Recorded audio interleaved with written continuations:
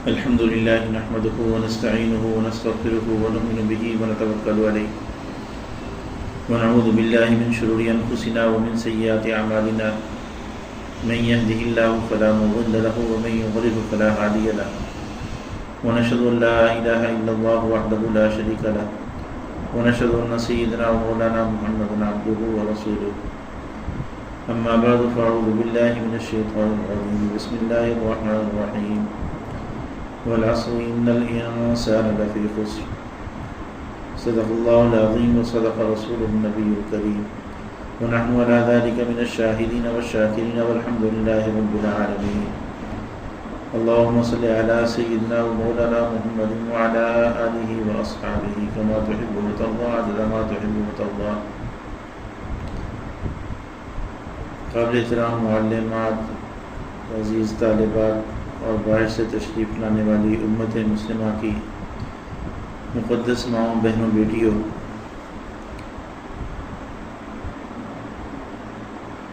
قرآن مجید کی سورۃ العصر کی ابتدائی 2 آیات آپ کے سامنے پڑھی ہیں.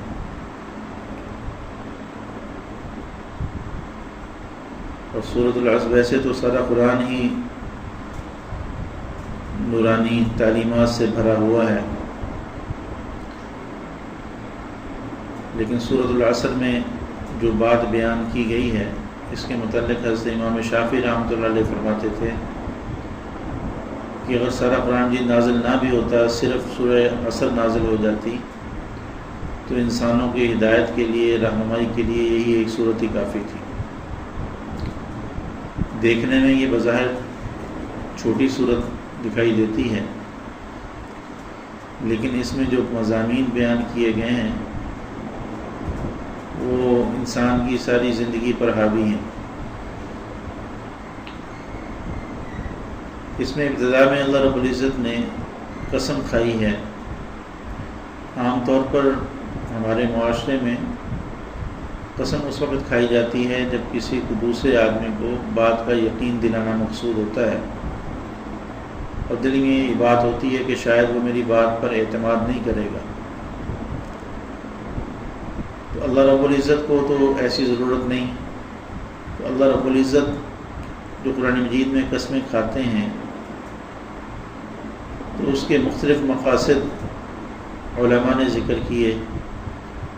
ان میں سے ایک مقصد یہ ذکر کیا کہ اس سے کلام میں زور پیدا کرنا مقصود ہوتا ہے، اور دوسرا مقصد یہ ذکر کیا کہ عموماً جو قسم کھائی جاتی ہے اس کے بعد جو بات ذکر کی جاتی ہے، جس چیز کی قسم کھائی گئی ہے تو یہ اس بات پہ دلیل ہوتی ہے. جیسے آگے اللہ نے فرمایا کہ سارے انسان خسارے میں، عالم ہو، جاہل ہو، عابد ہو، غیر عابد ہو، سارے کے سارے انسان گھاٹے میں. تو اس پر قسم کھائی زمانے کی. یہ زمانہ اس بات کی دلیل ہے کہ انسان گھاٹے میں. وہ کس طریقے سے؟ وہ اس طرح کہ ہم دنیا میں جو آئے ہیں، اللہ تعالیٰ نے ہمیں ایک تجارت کے لیے بھیجا ہے. وہ تجارت کیا ہے؟ اپنے آپ کو جہنم کے عذاب سے بچانا. قُلْ هَلْ أَدُلُّكُمْ عَلَىٰ تِجَارَةٍ تُنْجِيكُم مِّنْ عَذَابٍ أَلِيمٍ. دنیا میں ہمارا نہ تو قیام ہمیشہ کے لیے ہے، نہ ہی یہ دنیا ہمارے رہنے کی جگہ ہے. ہمارا اصل گھر آخرت میں ہے. اللہ نے ہمیں دنیا میں بھیجا ہے اللہ کا نام اپنے دل میں بٹھانے کے لیے، اس کو راضی کرنے کے لیے دنیا میں ہم آئے ہیں. تو تجارت جو ہوتی ہے وہ مال کے ذریعے ہوتی ہے. تو یہاں تجارت کے لیے جو ہمیں مال دیا گیا وہ یہ زندگی کے سانس ہیں. اس لیے اللہ تعالیٰ فرماتے ہیں ان اللہ اشتری من المؤمنین انفسهم واموالهم بان لهم الجنہ. اللہ نے مسلمانوں کی جان اور ان کے مالوں کو خرید لیا جنت کے عوض. تو ہمارا سرمایہ جو ہے جس سے ہم نے تجارت کرنی ہے وہ یہ ہماری زندگی کے سانس ہیں. اور یہ کسی کا بھی سرمایہ اس کے پاس کتنا ہے یہ اس کو معلوم نہیں کہ کون کتنے سانس لے کر دنیا میں آیا ہے. 50 سال ہے، 60 سال ہے، 70 سال ہے. اور آج کل کی حادثاتی اموات ہمیں اس پر بار بار متنبہ اور متوجہ کرتی ہیں کہ ایک دن ہمیں بھی کوچ کرنا ہے، اور یہ جو زندگی کا سرمایہ ہمارے پاس موجود ہے، اب اگر ہم اس زندگی کے سرمایہ کو خرچ کر کے اپنی آخرت بنا لیں اور جہنم کے عذاب سے اپنے آپ کو بچا لیں، پھر تو گھاٹے سے بچے ہوئے ہیں، کیونکہ اللہ فرماتے ہیں سوائے ان لوگوں کے جو ایمان لائے، نیک عمل کیے، ایک دوسرے کو حق کی تلقین کی، تبلیغ کی، اور پھر اس راستے میں آنے والے تکالیف پر صبر کیا، یہ گھاٹے میں نہیں ہے، باقی ان کے علاوہ سارے انسان گھاٹے میں۔ تو ہمیں اپنا محاسبہ یہ کرنا ہے کہ ہم اپنی تجارت کیسے کر رہے ہیں، اور ہمارا سرمایہ اس کی کیا، ہم اس کی کتنی قدر کرتے ہیں۔ اور یہ سانسوں کا سرمایہ ایسا سرمایہ ہے کہ اس کو ہم محفوظ کر کے رکھ نہیں سکتے، یعنی آپ یہ چاہیں کہ ہم اس کو خرچ نہ کریں، جب ضرورت ہوگی اس وقت خرچ کر لیں، ایسے نہیں ہوگا۔ کسی آدمی کے پاس سونا موجود ہے نا، تو وہ نہ اس کو خرچ کرے، سنبھال کے رکھ لے، سال 2 سال 4 سال بعد اس کو استعمال کرنا چاہے کر سکتا ہے۔ پیسہ موجود ہے، اس کو سنبھال کے رکھا جا سکتا ہے، لیکن یہ جو سانسوں کا سرمایہ ہے، یہ ہر سانس جو ہے ہماری زندگی سے وہ ایک سانس کو کم کر رہا ہے، اور ہمیں دن بدن وہ موت کے قریب کر رہا ہے۔ اس کی مثال ایسے ہی ہے جیسے برف جو ہوتی ہے، برف کو دھوپ میں جب رکھ دیا جائے تو اس نے پگھلنا ہی پگھلنا ہے پانی کی صورت میں۔ اب اگر اس برف کو ہم استعمال کر لیں گے، پانی ٹھنڈا کر لیں گے، تو وہ سرمایہ محفوظ ہو گیا، اور اگر اس کو ویسے ہی چھوڑ دیا جائے تو بالکل ختم ہو جائے گی۔ ویسے یہ جو زندگی کے سانس اللہ نے ہمیں دیے ہیں، ان کو اگر ہم اللہ کے اطاعت میں اللہ کی منشا کے مطابق خرچ کریں گے تو یہ ہمارے لیے فائدہ مند ہے، نفع مند ہے۔ اور اگر خدا نخواستہ فضول کاموں میں، ایسے کام جن کا نہ دنیا میں کوئی فائدہ ہے اور نہ آخرت میں کوئی فائدہ ہے، لایانی کام جنہیں کہتے ہیں، ان میں اپنی زندگی کو ضائع کر رہی ہیں، تو یہ اللہ کی ناراضگی کی علامت ہے۔ غالباً امام شافعی رحمہ اللہ کا ہی مقولہ ہے، وہ فرماتے تھے کہ جب تم دیکھو کسی بندے کو کہ وہ ایسے کام میں مشغول ہے جس کا نہ دنیا میں کوئی فائدہ نہ آخرت میں کوئی فائدہ، تو سمجھو یہ اللہ اس سے ناراض ہے۔ تو اگر ہم اپنا محاسبہ کریں 24 گھنٹوں میں ہم کتنا وقت ایسے کاموں میں ضائع کر دیتے ہیں۔ عام طور پر جو کام سر انجام دیے جاتے ہیں وہ 3 قسم کے ہیں، ایک عبادات، دوسرا مباحات، اور تیسرا اللہ کی نافرمانی والے کام۔ جو وقت ہمارا اللہ کی عبادت میں صرف ہوتا ہے یہ حاصل زندگی ہے، یہی ہمارا سرمایہ ہے۔ اور شریعت اسلامیہ نے ہمیں مباح کاموں میں بھی حسن نیت کے ساتھ ان کو ہمارے لیے عبادت بنا دی۔ کوئی بھی مباح کام کریں، اگر ہم اس میں اچھی نیت کر لیں تو وہ اچھی نیت سے وہی کام عبادت بن جائے گا۔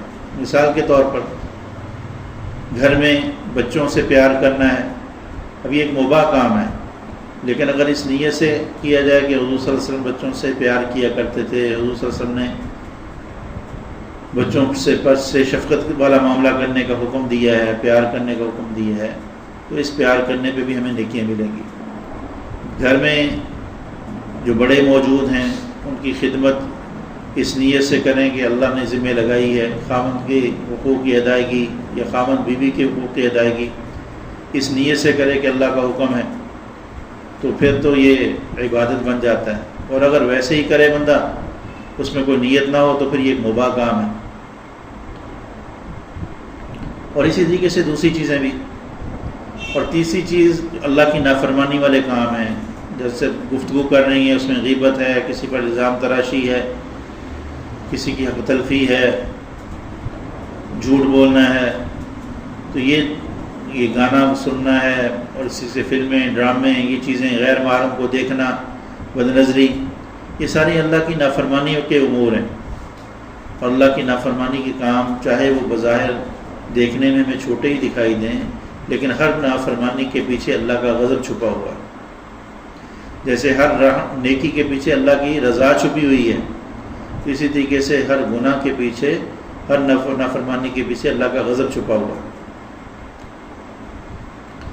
تو اس کا پھر انجام یہ ہوتا ہے کہ اگر ہم اپنی زندگی کوئی اوقات میں خرچ کریں، پھر اللہ تعالیٰ آہستہ آہستہ دلوں پہ مہر لگا دیتے ہیں، اور پھر انسان کو نیک عمل کی توفیق نہیں ملتی۔ تو ہمیں اپنا محاسبہ کرنا ہے کہ ہم اپنی زندگی کے اس قیمتی سرمایے سے ہم کیا حاصل کر رہے ہیں۔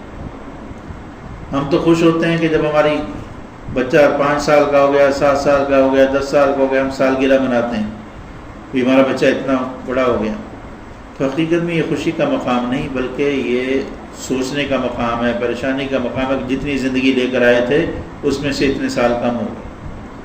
یہ ایسے ہی کوئی آدمی بازار میں جائے 60 روپے لے کر، اور اس کی جیب سے 20 روپے گر جائیں، 30 گر جائیں، 10 گر جائیں، تو اب اس کو افسوس ہوگا کہ ان 10 روپے سے جیسے فائدہ اٹھانا چاہیے تھا، 20 روپے سے جو چیز حاصل کرنی چاہیے تھے، میں نہیں کر سکا۔ تو ایسے ہی ہماری زندگی کے جو یہ دن اور رات جو گزر رہے ہیں، تو ہم دن بدن موت کے قریب ہو رہے ہیں، اور پھر دنیا سے دور ہو رہے ہیں، اور جب موت کے قریب ہو رہے ہیں تو پھر ہمیں اپنا محاسبہ کرنا ہے کہ آیا ہم نے جو ہے وہ اپنا سامان وغیرہ جو آگے ہمارے کام آنے والا ہے اس کو تیار کر لیا یا نہیں کیا۔ اب دیکھیں، آپ سفر پہ جاتی ہیں، سفر پہ جانے سے 2 دن پہلے اپنے سامان کی پیکنگ شروع کر دیتی ہیں، ابھی 2 دن باقی ہوتے ہیں تو ہم اپنی تیاری مکمل کر کے بیٹھ جاتے ہیں۔ لیکن جس سفر پر ہم میں سے ہر شخص نے روانہ ہونا ہے اور پتہ نہیں کب روانہ ہونا ہے، تو اس کے لیے ہم نے سامان سفر کیا تیار کیا، اس کی بھی ہمیں فکر ہے کہ ہم اس کی تیاری کے لیے بھی کچھ وقت نکالیں۔ یعنی مہینہ بعد آپ نے سفر پہ جانا ہے تو ابھی سے تیاریاں شروع ہو جاتی ہیں، اور یہاں پتہ کوئی نہیں کس وقت سفر پہ روانگی ہو جائے، ابھی ہیں شام کو نہیں ہم، اور شام کو موجود ہے صبح نہیں، کل کا بھروسہ نہیں ہے۔ تو ہمیں اس کی تیاری کی فکر ہمارے اندر پیدا ہو جائے کہ ہم اپنی زندگی کے کوئی سانس جو ہیں ان کو ضائع نہ کریں۔ اب دیکھیں، آپ بیٹھی ہیں، بیٹھ کے فضول گفتگو کر رہی ہیں، اب یہ سرمایہ آپ کا ضائع ہو رہا ہے، اور اسی وقت میں اگر آپ نے سورۃ اخلاص مثلا 1 دفعہ پڑھ لی تو آپ کو 3 قرآن کا اجر مل گیا، 3 دفعہ پڑھ لی تو 1 قرآن کا اجر مل گیا، اور اگر آپ نے 10 دفعہ سورۃ اخلاص پڑھ لی تو جنت میں آپ کے لیے ایک محل بن گیا۔ اب دنیا میں گھر بنانا ہو کتنا سرمایہ درکار ہے، اور دنیا کے گھر یہ گھر نہیں ہے۔ ہم تو خوش ہوتے نہیں کہ ہمارا گھر ہے، یہ اصل میں ہمارا گھر ہے ہی نہیں۔ ہمارے بزرگ ہیں مفتی حسن صاحب دامت برکاتہ، وہ جہاں جاتے ہیں بیان کرنے کے لیے، وہاں سب مجمع میں سے لوگوں سے پوچھتے ہیں ہاں بھی تمہارا گھر کہاں ہے؟ کوئی آدمی کھڑا ہوتا ہے جی میرا گھر شورکوٹ ہے، میرا گھر پیر مال ہے، وہ کہنے لگے یہ تو گھر نہیں ہے۔ جہاں سے جنازے اٹھتے ہوں، جہاں رہنا نہ ہو، وہ گھر کہاں، وہ تو سرائے ہیں۔ تو جہاں جا کے ہمیشہ بندے نے رہنا وہ ہمارا گھر ہے۔ تو ہمارا گھر تو آخرت ہے۔ جیسے ہمیں اس دنیا کے گھر کے متعلق ہماری فکر ہے نا کہ اچھا بنے، اس سے زیادہ فکر ہمیں آخرت کے گھر کی ہونی چاہیے جہاں ہم نے ہمیشہ رہنا۔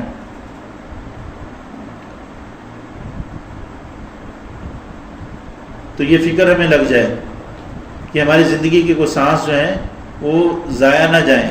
یہ بہت قیمتی سرمایہ ہے، اتنا قیمتی سرمایہ ہے کہ جب آخری وقت آئے گا، موت کا وقت جب آ جائے گا، تو اس وقت انسان زمین و آسمان کے براؤ کے برابر سونا بھی دے گا نا تو 1 سیکنڈ نہیں ملے گا، 1 سیکنڈ کی مہلت نہیں ملے گی۔ آج اللہ تعالیٰ نے ہمیں مہلت دے رکھی ہے، موقع دے رکھا ہے، لیکن ہم اس موقع کو فضول گفتگو میں، غیبت میں، بہتان لگانے میں، الزام تراشی میں، دوسروں کا مذاق اڑانے میں، دوسروں کو تکلیف پہنچانے میں ٹھیک ہے ضائع کرتے رہتے ہیں، اور نہ ہو تو موبائل پر اس وقت کو ضائع کرتے رہتے ہیں۔ فضول ڈرامے، فلمیں، فیس بک، یہ چیزیں ساری کی ساری وقت کو ضائع کرنے کا ذریعہ ہے، اور اس پہ بیٹھیں گے گھنٹوں اسی میں صرف کر دیں گے، حالانکہ وہی وقت اگر ہم جو ہے وہ اللہ کا نام لیتے تو اس کا کتنا فائدہ ہوتا۔ اب ایک جملہ ہے لا الہ الا اللہ وحدہ لا شریک لہ احد صمد لم یلد ولم یولد ولم یکن لہ کفوا احد، اب اس کو پڑھنے میں صرف جو ہے وہ 7 یا 8 سیکنڈ لگتے ہیں. اب آپ نے ایک دفعہ پڑھ لیا تو 20 لاکھ نیکیاں آپ کے نامہ مال میں آ گئیں. اب دیکھو کتنا بڑا سرمایہ ہم اکٹھا کر سکتی ہیں، لیکن ہم جو ہے وہ اس سے غافل ہیں. اب یہ کوئی مشکل بھی نہیں ہے. پہلے وہ چوتھا کلمے کا جز ہے لا الہ الا اللہ وحدہ لا شریک لہ، اس کے بعد صرف 2 لفظ ہیں احدن صمدن، اس کے بعد آگے سورۃ اخلاص کا حصہ لم یلد ولم یولد ولم یکن لہ کفوا احد. تو ایسے کلمات جو ہیں یاد کر کے بندہ ان کو پڑھتا رہتا ہے تو یہ آخرت کا جو ہے وہ آخرت کے لیے جو ہے سامان اکٹھا کر رہے ہیں، آخرت کے سامان کی پیکنگ کر رہے ہیں. آپ نے ایک ملک سے دوسرے ملک جانا ہو تو وہاں کی کرنسی ضرور ساتھ لے کر جائیں گے، یہیں سے تبدیل کروا لیں گے، حالانکہ پتہ ہوتا ہے کہ وہاں بھی مل جاتی ہے لیکن یہیں سے تبدیل کروا لیتے ہیں. تو یہاں سے ہم نے دنیا سے قبر کے پیٹ میں جانا ہے اور کسی وقت بھی ہماری روانگی ہو سکتی ہے، تو وہاں کی کرنسی اس کی ہمیں فکر لگنی چاہیے. وہاں جو چیز کام آنے والی ہے اس کو اکٹھا کیا جائے اور جو چیز وہاں نقصان دینے والی ہے اس سے بچا جائے.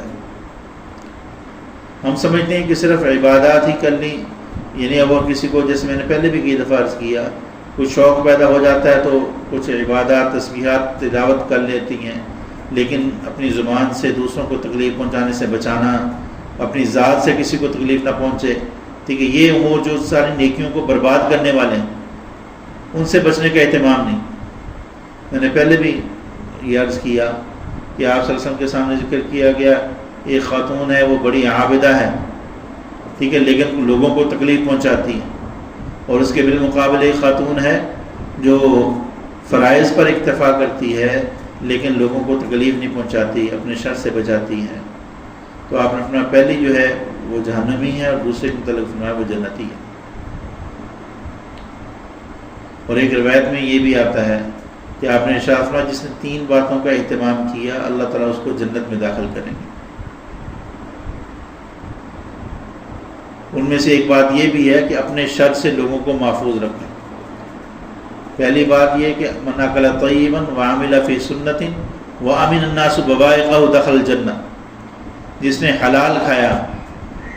آج مال و دولت کی ہوس اور حرص نے ہمیں اس سے بھی یہ فکر بھی ہمارے دل سے نکال دی. بس ہمیں یہ ہے کہ بس مال آنا چاہیے، کسی کی حق تلفی کر کے آئے، کسی پر ظلم اور زیادتی کر کے آئے، ٹھیک ہے، بس جس راستے سے مال آتا ہے. اور اس میں خواتین کا بنیادی کردار ہے کہ وہ گھروں میں جو ہے وہ بچوں کی تربیت کے حوالے سے اور اسی طریقے سے خاوند کے ساتھ معاملات کے حوالے سے اس کا اہتمام نہیں کرتی. اگر وہ کریں تو گھر کا ماحول ٹھیک ہو جائے، کہ وہ اپنے خاوندوں سے یہ کہیں ہم روکھی روٹی کھا لیں گی لیکن حرام کی ڈبل روٹی ہم نہیں کھائیں گے.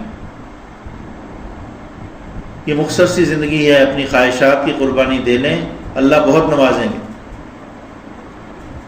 اور ایسے سنت کے مطابق عمل کیا اور لوگ اس کے شر سے بچے رہے تو یہ شخص جنت میں جائے گا. تو ہمارا یہ مزاج ہو، ہمیں یہ فکر لگ جائے کہ ہماری ذات سے کسی کو تکلیف نہ پہنچے. تو خیر میں یہ عرض کر رہا تھا کہ اللہ نے جو ہمیں زندگی کا سرمایہ دیا ہے اس سرمایہ کو ہم کام میں لے کر آئیں، اس کو فضول ضائع نہ کریں. فضول موبائل پر بیٹھی رہیں اور فضول گیمیں کھیلنا، ٹھیک ہے، یہ ساری زندگی کے سرمایہ کو ضائع کر رہی. بعض روایات سے معلوم ہوتا ہے کہ جنتیوں کو صرف ایک ہی حسرت ہوگی کہ جو وقت اللہ کی یاد کے بغیر گزرا اس میں بھی اللہ کو یاد کر لیتے تو آج اللہ کی رحمتوں سے زیادہ فائدہ اٹھاتے.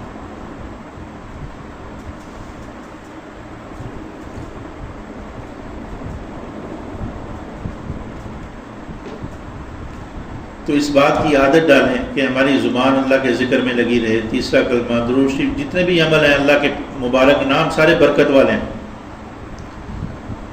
اب جیسے ایک روایت میں آتا ہے کہ جس نے جمعے کے دن 100 دفعہ درود شریف پڑھا یا اس کا روزانہ 100 کا معمول ہو تو قیامت کے دن آئے گا لوگ اس کو رش کی نگاہوں سے دیکھیں. تو اسی طریقے سے ہماری زبان پہ یہ اعمال ہوں. جب یہ زبان پہ اعمال ہوں گے پھر ہم غیبت سے بھی بچیں گی، فضول زندگی کو ضائع کرنے سے بھی بچیں گے، اور روزانہ کچھ وقت نکال کر اپنی موت کا ضرور سوچا کریں. صرف 2-4 منٹ تنہائی میں بیٹھ کر سوچیں کہ جب موت آئے گی تو نہ بیٹی ساتھ جائے گی، نہ بیٹا ساتھ جائے گا، نہ خامد ساتھ جائے گا، نہ والدین ساتھ جائیں گے. ہر آدمی اپنے اعمال کو لے کر اکیلا قبر میں جانا ہے. اور یہ قبر یا تو جنت کے باغوں میں سے ایک باغ ہے، یا جہنم کے گڑھوں میں سے ایک گڑھا ہے. اور پھر ایک طویل عرصہ قبر میں رہنا ہے. پھر اس کے بعد اللہ کی بارگاہ کی پیشی ہے، 50,000 سال کا وہ دن ہے. پھر اس کے بعد فیصلہ ہوگا. اور مہلت یہی ابھی ہے. تو ان زندگی کے سانسوں کو ہم قیمتی بنائیں. تو اس لیے وہ شاعر کہتے نا، ہو رہی ہے عمر مثل برف کم، کہ برف کی طرح جو ہے وہ عمر ہماری کم ہو رہی ہے. جیسے برف پگھل رہی ہے ایسے ہماری زندگی بھی گزر رہی ہے. ہر آنے والا دن جو ہے ہماری زندگی میں سے ایک دن کم کر رہا ہے. تو یہاں اس دینی مجلس میں آنے کی ہماری جو اصل غرض ہے وہ یہی ہے کہ ہماری اصلاح ہو، ہماری کمی کوتاہیاں دور ہوں، ہمارے اندر فکر آخرت پیدا ہو. تو یہ صرف ہم وقت پاس کرنے کے لیے یہاں نہ آئیں، بلکہ ان باتوں کو سنیں بھی، دل میں بٹھائیں بھی، اور باہر جا کے سوچیں بھی. اور صرف اپنی حد تک نہیں بلکہ اپنے اہل و عیال، عزیز و اقارب، اپنے تعلقات والوں سب تک یہ پیغام پہنچائیں. یہ دین کا پیغام جو ہے یہ ہماری ذمہ داری بنتی ہے کہ جیسے ہم خود ہمارے لیے اپنے آپ کو جہنم کی آگ سے بچانا ضروری ہے، ایسے اپنے اہل و عیال کی فکر کرنا بھی ہمارے ذمہ ہے.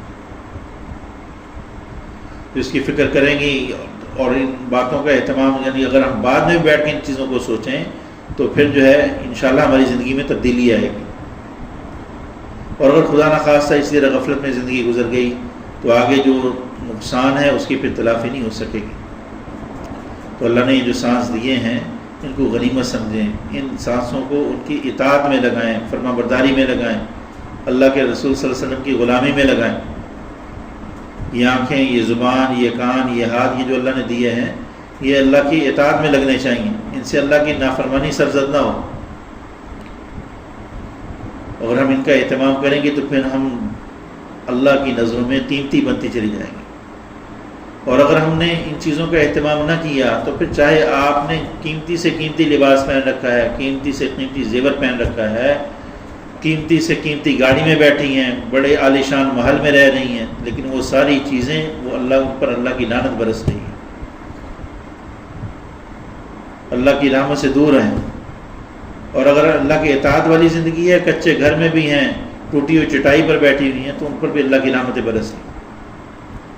ہم میں سے ہر شخص یا تو وہ اللہ کی رحمت میں ہے یا اللہ کی ناراضگی میں پھٹکار اس پر پڑ رہی ہے. اگر اس کی زندگی اللہ کی اطاعت والی ہے تو اس پر اللہ کی رحمتیں برس رہی ہیں. اور اگر اللہ کی نافرمانی کی میں وقت ضائع جو کرتے ہیں تو اس میں اللہ کی طرف سے غضب نازل ہوتا ہے. وہ اللہ نے دنیا میں پردہ ڈالا ہوا ہے، دنیا میں اللہ تعالیٰ نے جو ہے وہ دنیا دارالعمل بنائی ہے، دارالجزا نہیں بنائی. وہ نہ پکڑنا چاہیں تو اللہ تعالیٰ فوری بھی پکڑ سکتے ہیں. تو اس لیے میری گزارش یہ ہے کہ ہم اپنے یہ زندگی کے اوقات کو ضائع ہونے سے بچائیں. اپنی تلاوت کا روزانہ کا معمول بنائیں کہ روزانہ کچھ نہ کچھ پڑھنا ہے. ہم نے اپنے لیے خود اکٹھا کرنا ہے، دوسروں پہ امیدیں مت رکھیں.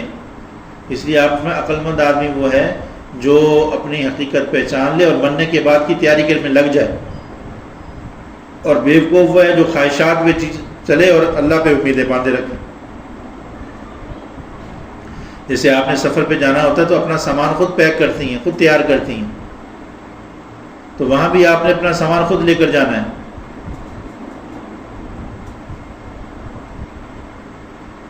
تو اس لیے گزارش یہ ہے کہ اس بات کا اہتمام کریں، روزانہ 2-4 منٹ نکال کر اپنی موت کا سوچیں.